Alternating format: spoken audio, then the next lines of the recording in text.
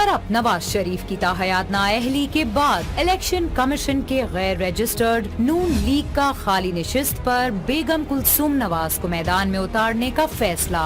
नाअहल और कातिल साबिक वजीर आजम के एक जुर्म में उनकी पुश्तपनाही करने वाली कुलसूम नवाज सियासी पेचीदगियों से वाकिफ हैं और किस तरह से चोरों को बचाना है इस फन में भी भरपूर महारत रखती हैं, जिसकी वाज़े मिसाल नवाज शरीफ की सन 1999 की बरतरफी है कि जब करप्ट नवाज शरीफ चोरी करते हुए पकड़े गए, तब कुलसूम नवाज ने नून लीग की क़यादत संभाल कर मुजरिम का साथ दिया और अब भी वही कर रही हैं। कौमी असेंबली के हल्का NA 120 के लिए नामजद उम्मीदवार और नाअहल नवाज शरीफ की अहलिया कुलसूम नवाज 29 मार्च सन 1950 को लाहौर के कश्मीरी घराने में पैदा हुई और जामिया पंजाब से MA और PhD की डिग्री हासिल की।